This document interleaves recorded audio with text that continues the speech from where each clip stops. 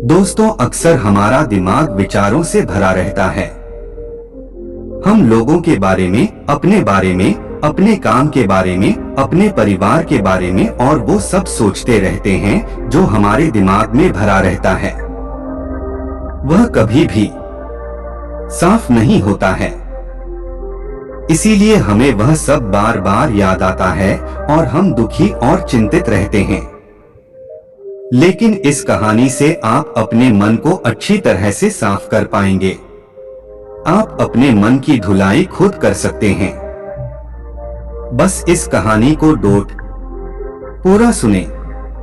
दोस्तों, एक बार एक गुरु और शिष्य एक सुनसान जंगल से गुजर रहे थे। तभी शिष्य अपने गुरु से एक सवाल करता है, गुरुवर, ऐसा क्यों होता है?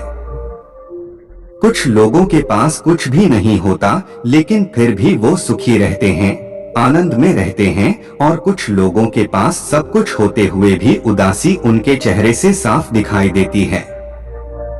फिर गुरु ने एक मुरझाए हुए फूल की तरफ इशारा करते हुए अपने शिष्य से कहा कि बेटा, ये सोचने की और समझने की बात होती है।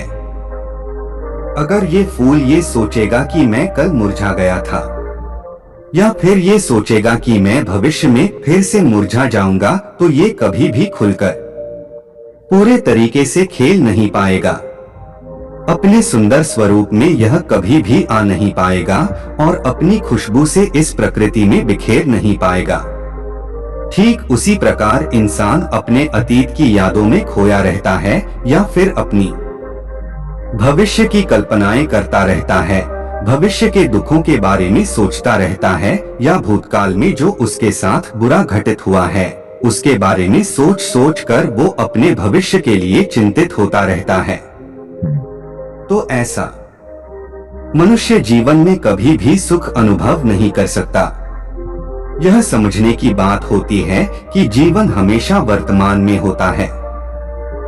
अतीत और भविष्य की कल्पनाएं हमेशा मनुष्य को मृत्यु की तरफ लेकर जाती है।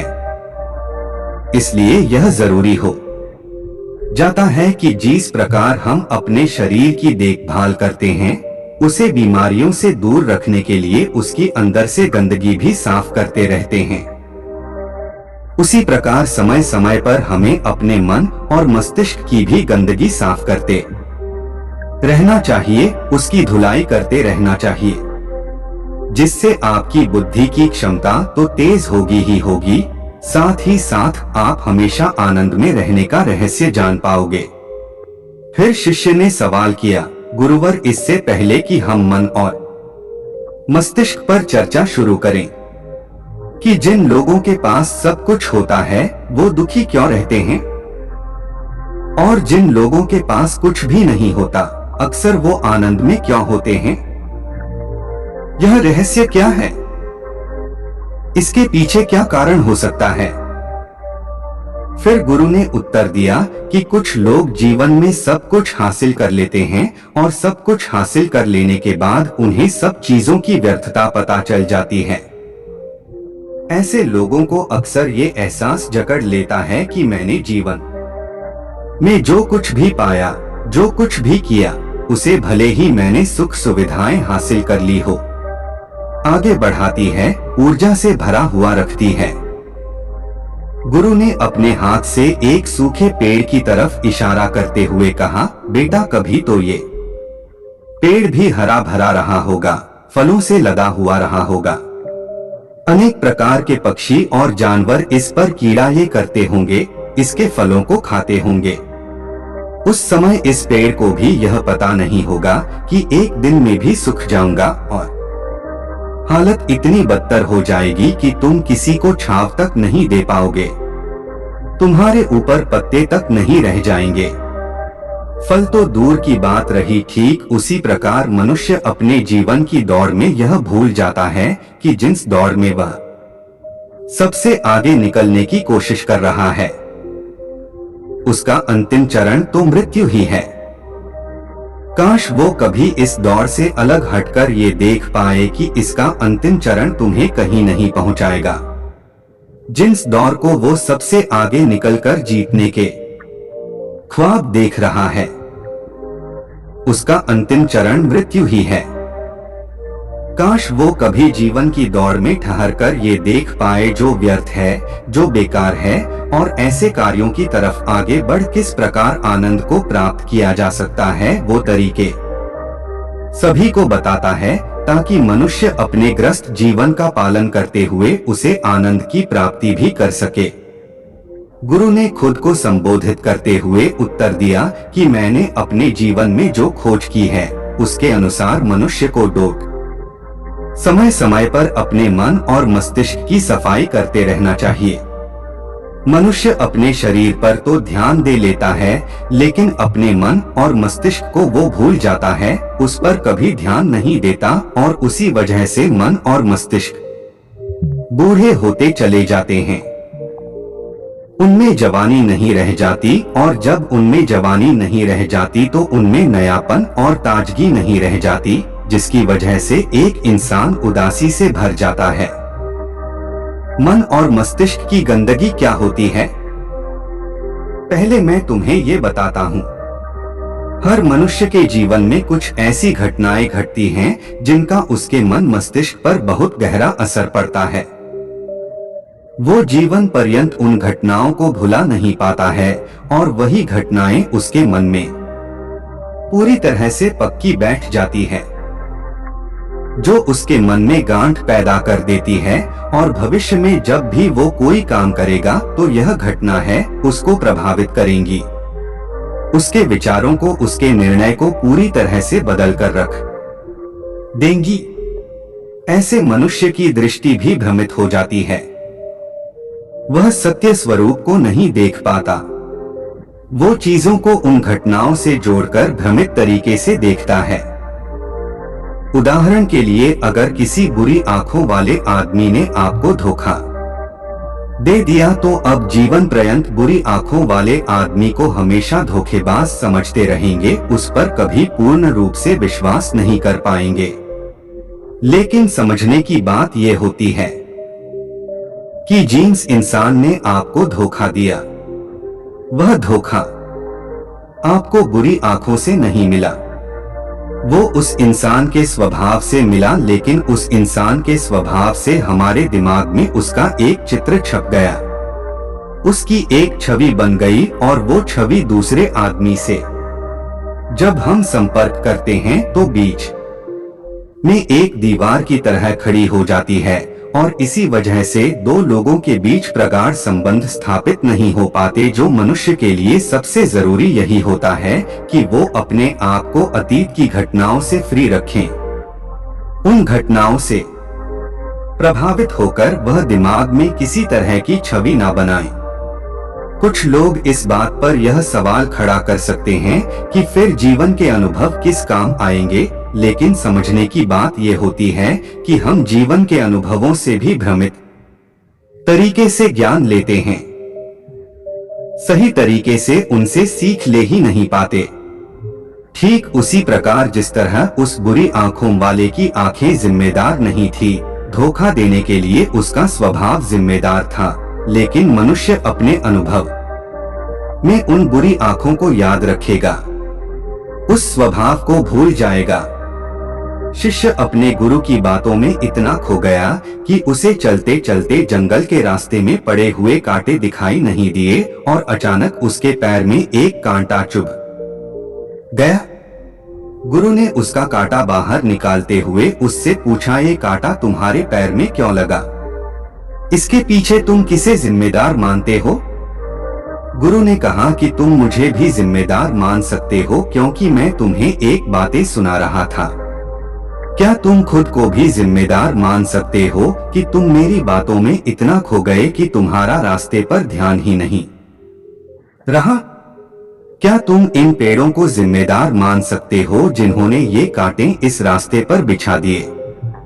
शिष्य ने उत्तर दिया, गुरुदेव, इसमें मैं खुद को ही जिम्मेदार मानता हूँ, क्योंकि आप तो अपना काम कर रहे थे और इस पेड़ ने भी अपना काम किया, पर मैं अपना काम पूरे होशपूर्वक नहीं कर पाया।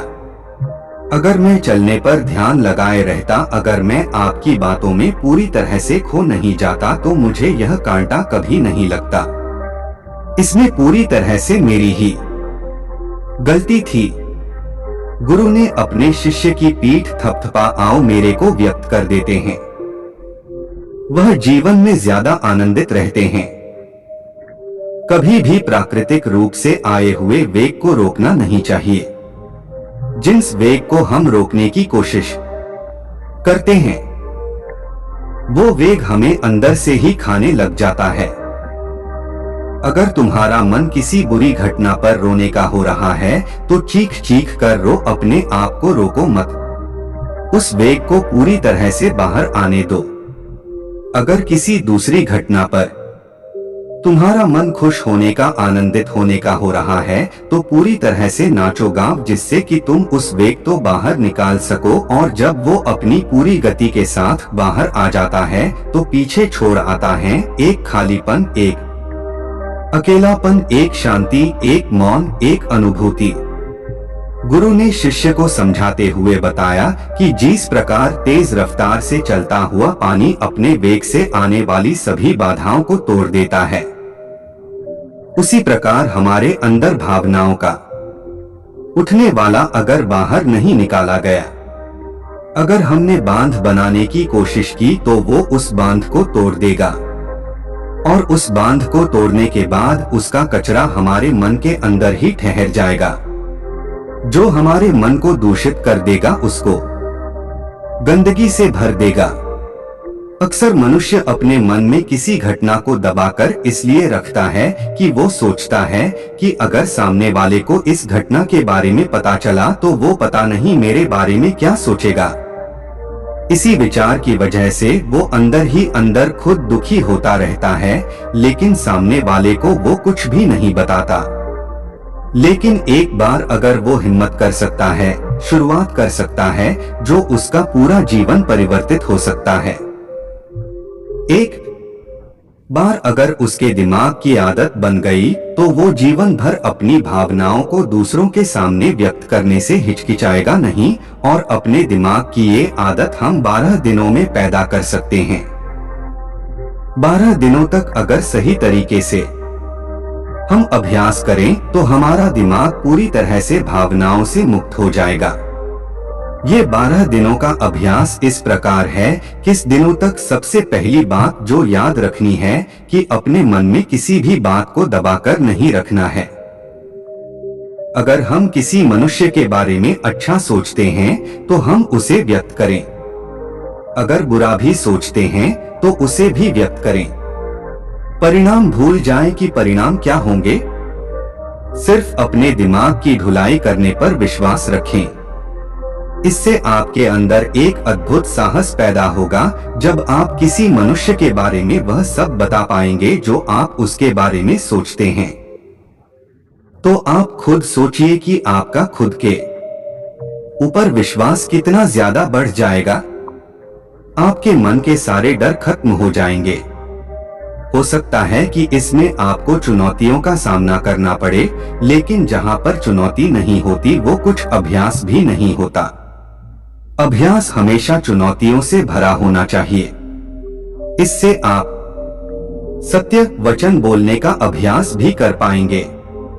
अक्सर हम दूसरों को प्रभावित करने के लिए वो सब बोलते हैं जो उन्हें अच्छा लगता है, लेकिन वो नहीं बोलते जो हम उनके बारे में सचमुच में सोचते हैं। और यही हमारी सबसे बड़ी भूल हो जाती है। इससे हमारा पूरा अस्तित्व झूठ बनकर रह जाता है। और अपनी भावनाओं को व्यक्त करते समय यह भी जरूर ध्यान रखें कि आपके अंदर जो भावनाएं उस इंसान के प्रति उठ रही हैं, उनके पीछे का मूलभूत कारण क्या है। उदाहरण के लिए, जब एक नौकर अपने मालिक के लिए कोई काम करता है और वो काम अच्छे से नहीं कर पाता है तो मालिक उसे डांट फटकार देता है, जिससे उसके अंदर उसके प्रति क्रोध की भावना ये उठती है। लेकिन समझने की बात ये होती है कि मालिक तो आपको कहेगा ही, वो तो डांटेगा ही। अगर आप काम अच्छे से नहीं करेंगे तो अगर आप काम अच्छे से कर रहे हैं और फिर भी आपका मालिक आपके साथ अच्छा व्यवहार नहीं कर रहा है तो आप खुलकर अपने मालिक को अपनी भावनाएं व्यक्त कर सकते हैं। बिना ये सोचे कि इसका परिणाम क्या होगा। अगर आप इस भावना को उठाएंगे तो आप अपनी नजरों में खुद ही नीचे गिरने लग जाएंगे। आपका आत्मविश्वास बिल्कुल खत्म हो जाएगा। दूसरा अभ्यास जो तुम्हें 12 दिनों तक करना है वह यह है कि जो भी घटनाएं तुम्हारे साथ घटित होती है, कम से कम जीवन में एक इंसान ऐसा होना चाहिए जिसके सामने तुम अपने दिल की बात रख सको। चाहे अच्छी बात हो चाहे बुरी बात हो, वो सब बातें तुम बिना कुछ सोचे विचारे